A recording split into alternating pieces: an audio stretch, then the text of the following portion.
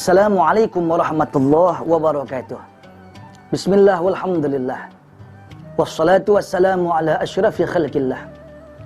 Wa ala alihi wa sahbihi wa man tabi'a hudah wa wala amma ba'd. Asyhadu an la ilaha illallah wa asyhadu anna Muhammadan Rasulullah. Allahumma salli ala sayyidina Muhammad wa ala ali sayyidina Muhammad. Para pemirsa, pecinta program Assalamualaikum Nusantara TV One yang dimuliakan Allah. Kalau disuruh pilih kita, mau hidup bahagia, mau hidup senang atau tenang, jangan keduanya dong, serakah. Disuruh pilih, maka banyak yang milih hidup senang, yang tenang sedikit. Pokoknya kaya dulu, pokoknya semua kita punya, nanti tenang ikut, belum tentu. Ada orang punya uang 10 miliar, banyak gak pemirsa? Kalau buat beli dodol, keuruk gak rumah kita tuh? Ya banyak ya, 10 miliar, utangnya 20 miliar. Gak tenang dia, gali lubang, tutup empang namanya. Gaya hidup yang memaksakan diri. Utang dibolehkan, tapi kalau bisa, kalau enggak penting-penting banget, jangan ngutang. Jauh di mata, dekat di hati. Utang bikin kita meriang. Kalau yang pikirannya lurus, yang pikirannya kagak, ngutang doang, bayar mah kagak, ditagih, galakan dia. Hati-hati. Saudara, ini dia. Disuruh pilih hidup senang atau tenang, maka kita balikin aturan Quran dan hadis. Yang penting hidup tenang. Yang penting hidup itu tenang. Tenang hidup akan membawa perubahan secercah ke depan. Kalau di dalam dunia kesehatan, Ibnu Rushd mengatakan, al-wahmu nisfudda wal itmi'nan nisfud dawa. Apa kata Ibnu Rushd? Rasa takut itu, bimbang, khawatir, sangat mencekam, takut sekali, itu adalah setengah daripada penyakit.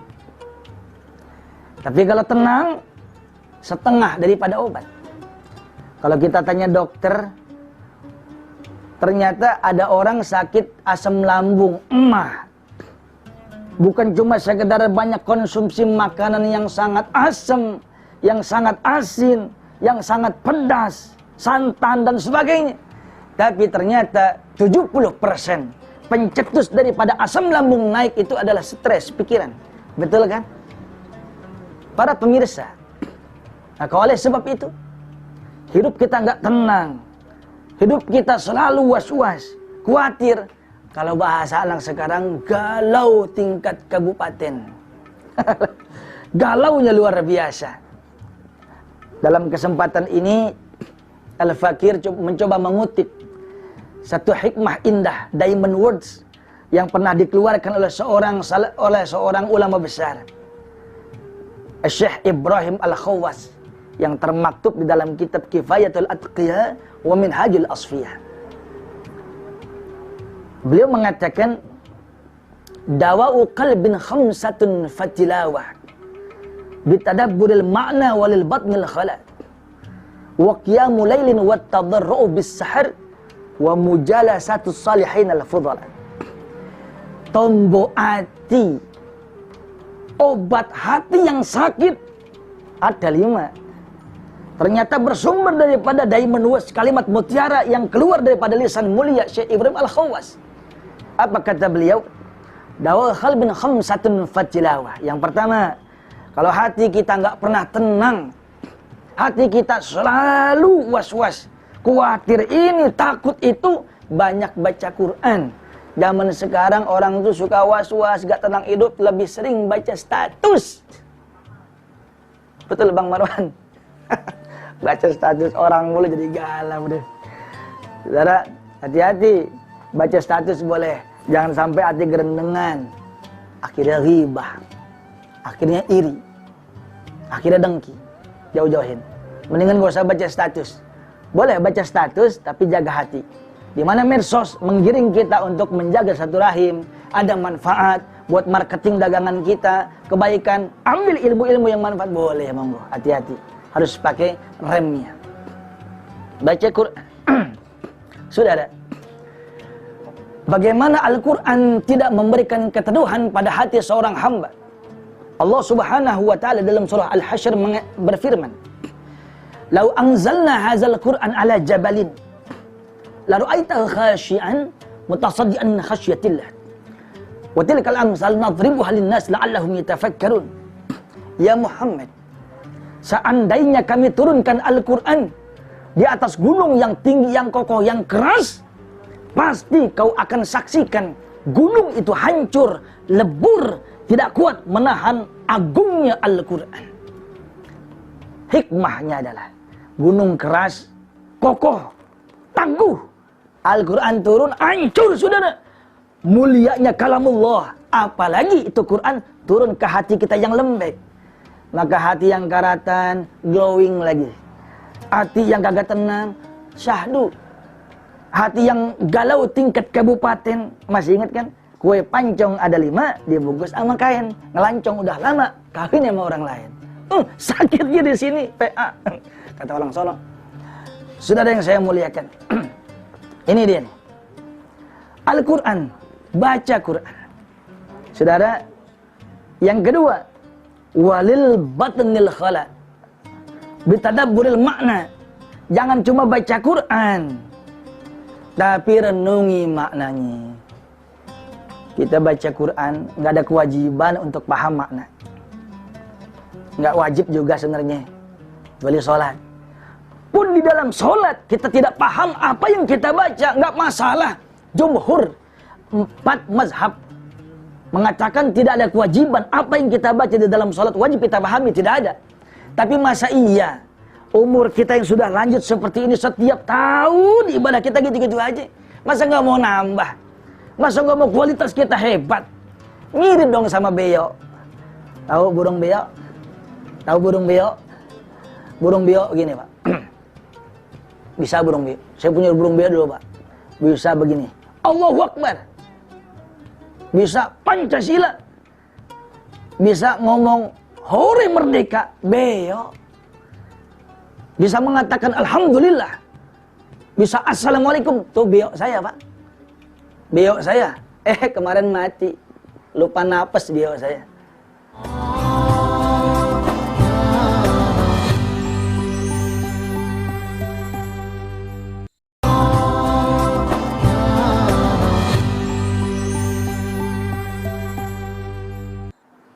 Saya cari tuh Bang Marwan di Pasar Pramuka, Jakarta. Kagak ada lagi beo. Di beo saya kasih nama Bobby. Saya cek di pasar itu, saudara. Ada yang begitu, cuma bisa Assalamualaikum, Alhamdulillah, 8,5 juta. Saya tahu sih di kampung enggak sampai segitu. Udah Assalamualaikum, udah takbir, macam-macam. Nih, akhir zaman. Orang lebih memuliakan beo timbang manusia. Suwe, kalau kata orang sono mah. Saudara yang saya muliakan, guyon. Ini dia. Tapi mirip-mirip kita sama beliau berarti. Allahu Akbar. Alhamdulillah. Kemudian kita baca surah sampai salam. Assalamualaikum warahmatullah. Dari takbir sampai salam kita tidak paham maknanya. Ya mirip-mirip beliau dong. Yo, kata Syekh Ibrahim Al-Khawas, mulai sekarang pahamin maknanya per ayat. Ustaz, tapi saya bukan orang Arab. Saya nggak pintar bahasa Arab. Nggak ada kewajiban. Kan bisa kita beli buku, beli Al-Quran terjemahan. Pahamin. Nggak mesti sampean bisa bahasa Arab, pahamin. Jadi sense of love. Ada rasa cinta yang masuk ke sanubari Al-Quran kepada dada kita. Karena kita paham. Saudara yang saya muliakan, akhir zaman kata Rasulullah Sallallahu Alaihi Wasallam, banyak manusia baca Al-Quran, tapi nggak sampai dada, tapi sampai tenggorokan doang. Apa sebabnya? Karena baca Qurannya tidak bitadabburil makna, tidak direnungkan maknanya, tidak digali hikmah yang terkandung di dalam Al-Quran, sehingga apa? Baca-baca aja, bablas-bablas aja, baca Quran sering, dengki sama tetangga masih. Baca Al-Quran rajin, tapi masih suka ghibah kepada tetangga. Ini dia. Al-Quran ketika sampai ke dada, insya Allah akan tenang. Nggak ada satu keyakinan, nggak ada satu kepastian. Orang yang ahli Quran, sering baca Quran pasti masuk surga. Sekalipun banyak hadis ahlul Quran sangat disayang Allah. Nggak ada kepastian keikhlasan kita. Ya lihat, sejarah mencatat dengan tinta yang sangat kelam. Ternyata yang membunuh menantu Nabi Muhammad yang sangat dicinta, Sayyidina Ali bin Abi Thalib, yang membunuh Khalifah keempat, yang membunuh suami tercinta daripada Siti Fatimah Zahra, anak kecintaan Rasulullah.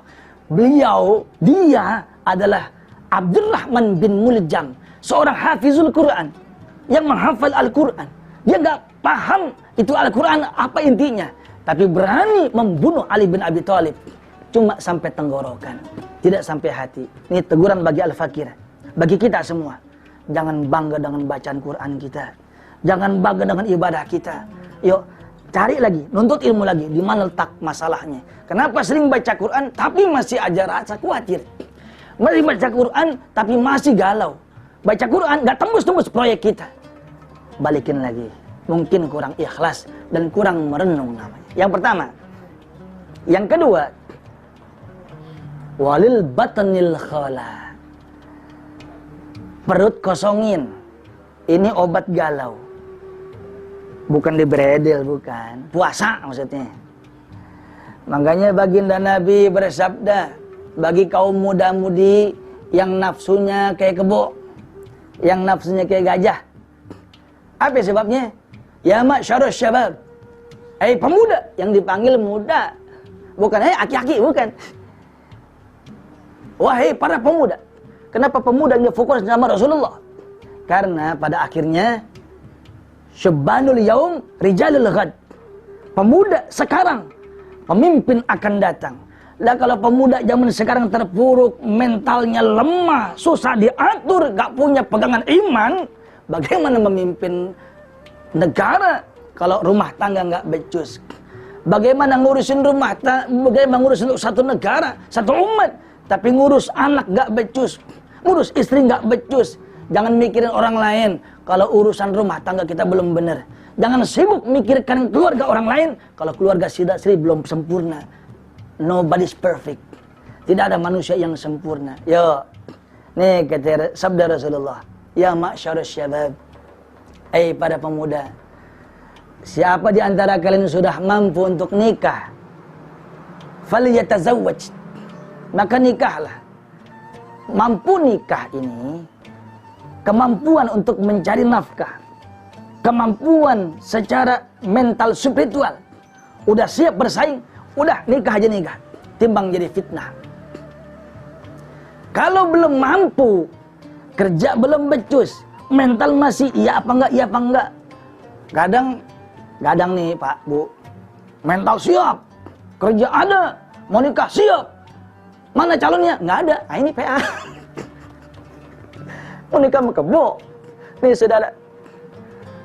Ya ada pasangannya. Tapi permasalahan kata Nabi, kalau sampean belum mampu, maka siam. Fa'innahu wija. Berpuasalah. Karena puasa itu tameng. Nafsu gede, mau nikah, belum sanggup nyari nafkah, mental masih 50. Ya puasa-puasa dah. Sambilan nyari kerja, sambilan kita ilmu kita kayak mantepin, rapi baru nikah. Yang repot zaman sekarang bang, Pak. Kerja kagak becus.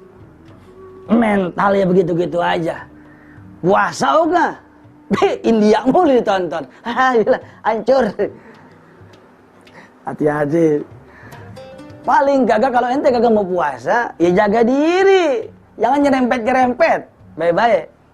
Nih saudara, 2 ya.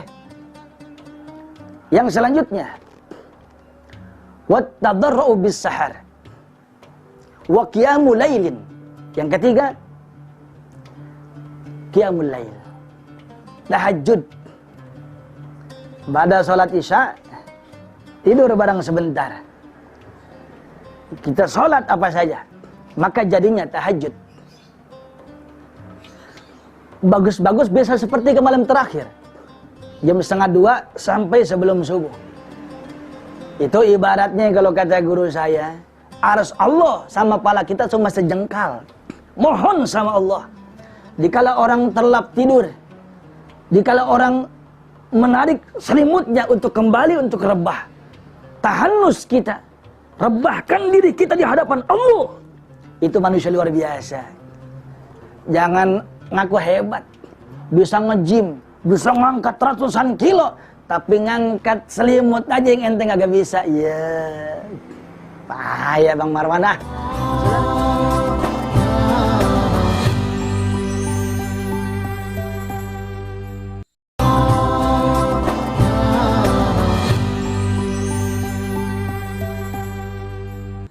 Saudara yang saya muliakan, nih, saudara, tahajud ini wasilah, ini media bagaimana seorang manusia bisa mulia dunia akhirat. Apa firman Allah?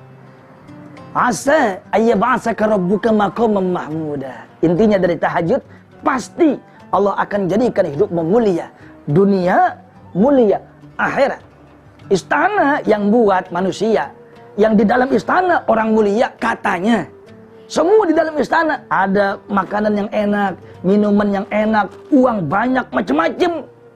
Tapi itu buatan manusia. Bagaimana buatan Allah mulianya? Sekalipun hidup apa adanya, mulia dengan cara Allah, tahajud.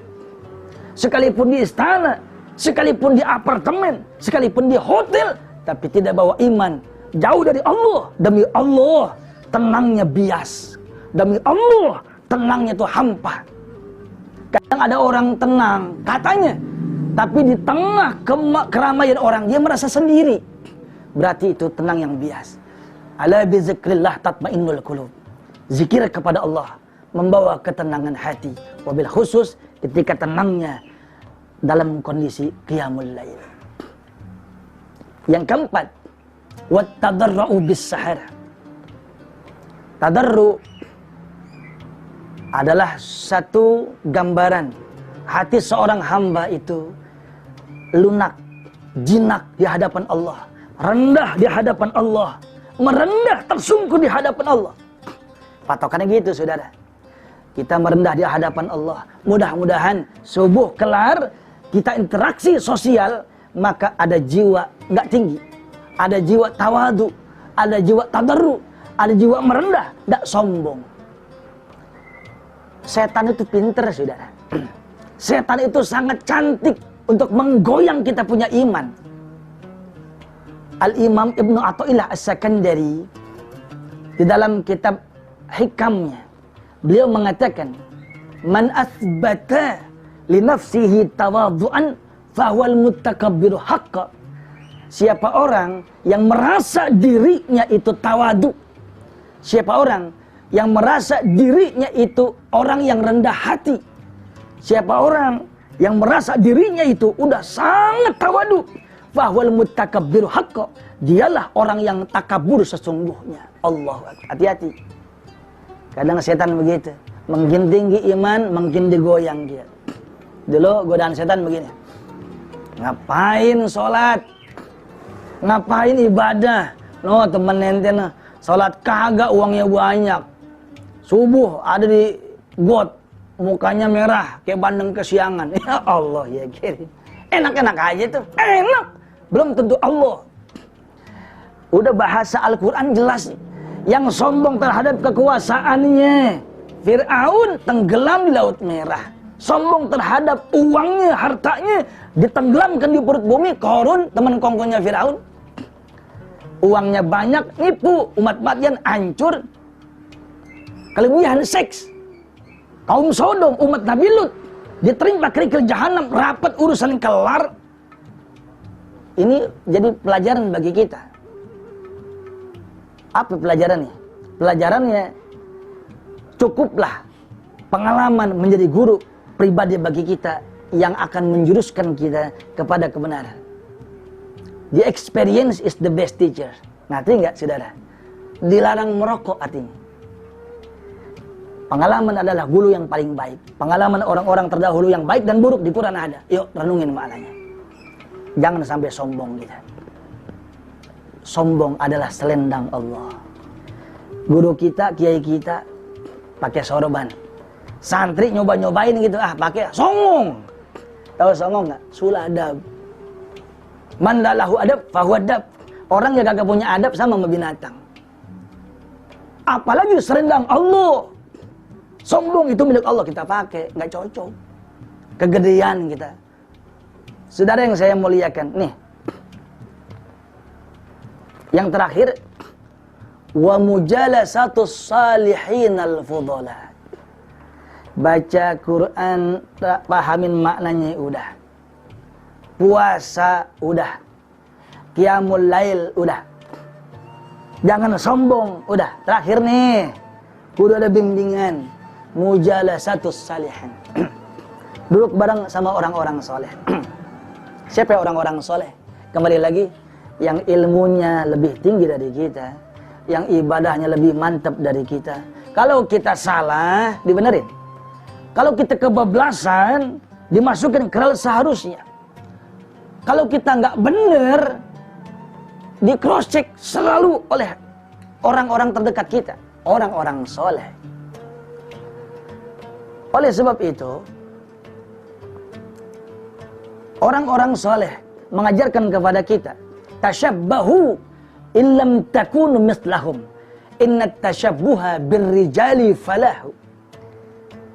Ikutilah gaya orang-orang soleh, ikutilah perilaku mereka. Kalau kamu bukan orang soleh, bolehlah ngikut-ngikut kalau ada orang kita, orang tua kita, saudara kita yang lebih soleh pakai sorban. Kenapa nggak boleh? Harus bangga terhadap atribut umat Islam.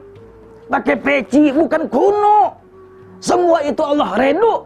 Atribut umat Islam. Yang hadir di majelis taklim bukan aki-aki doang.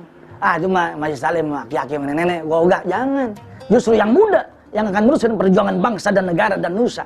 Saudara yang saya muliakan, kalau kamu bukan orang soleh, ikuti langkah mereka. Mirip-mirip pindah. Apa nih kita? Jangan ngerokoknya. Wah ini kiai ngerokoknya. Payen deh. Ilmunya, ibadahnya, yang lainnya. Nah, kawin lagi. Cukup satu. Jangan itu, jangan. Kagak beres ente. Iman ente belum kuat. Nih saudara.